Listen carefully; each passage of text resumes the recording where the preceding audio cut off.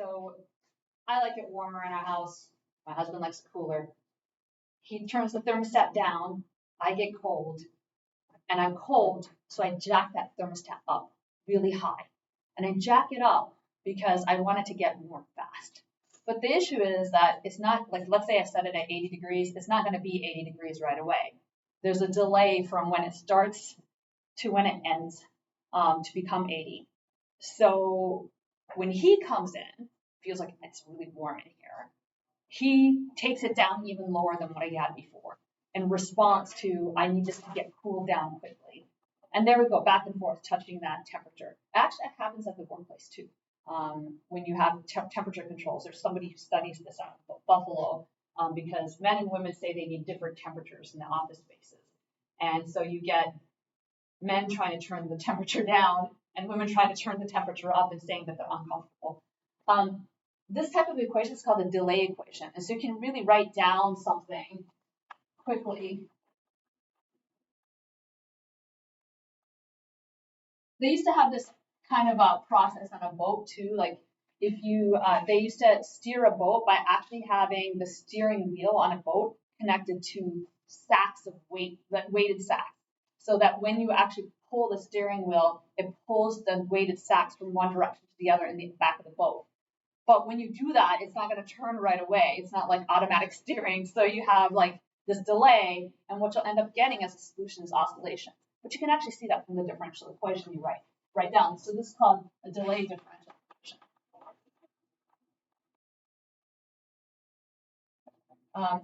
I can say like the rate of change from right now is dependent on a time before. And I can scale this to 1, or you can actually call it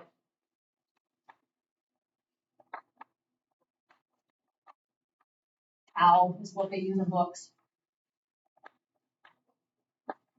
Tau. And this is not in your book. It's just something.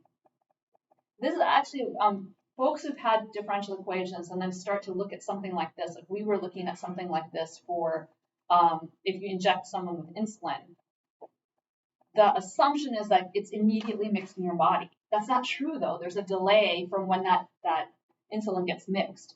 And Captain James Sherrill and Dr. Allaire and myself and Dr.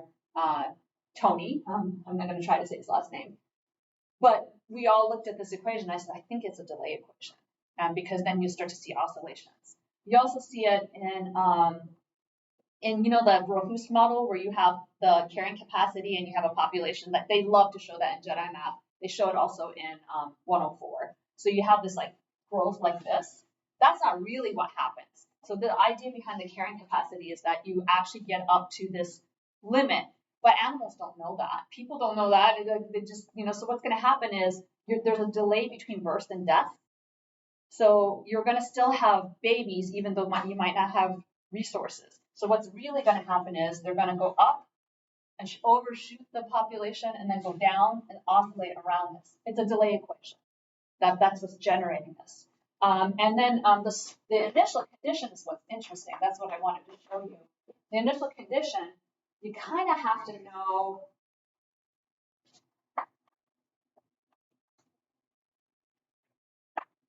what happens. You can't, like if you were going to simulate this, you have to know information from minus t to 0 or minus tau to 0. You need to know that whole chunk of what happened before. So let's say I walk into the house and it's freezing. Well, he turned it down, and I have to know when he turned it down and that level that he turned it, the time of when he turned it down. So I need all that information, the temperature change from that time when he turned it down. So that delay, I need to know that. So this is a function, and usually it's continuous.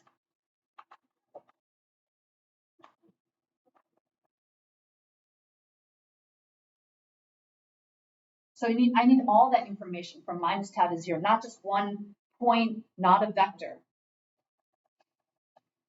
And if you have Dr. Allaire, he might talk about continuous functions being in an infinite dimensional space. It's not finite. This is infinite. You can think of a Taylor series. You have continuous functions and you model them by Taylor series. That's an infinite number of basis vectors in your Taylor series. 1, x squared, x cubed, x. all of those are basis functions, or basis elements. So you have an infinite number, this is infinite dimensional.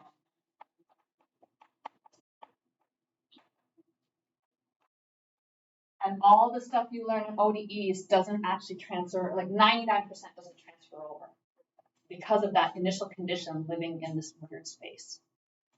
You can kind of see why there's going to be oscillating solutions. Where do you have a function where you take the derivative of it and then it's something that it was in the past? Sines and cosines do that, right? Like if you want to take the derivative, where does it look like something in the past? Sines and cosines, periodic functions. So you can see why the oscillation comes from the differential equation. So that's why when Captain Cheryl was showing us these oscillations in the real data, I was like, I bet you that's a delay. It's a delay equation. That's where it comes from. The initial condition matters. Can't draw a phase portrait for this at all. Cool? So how do you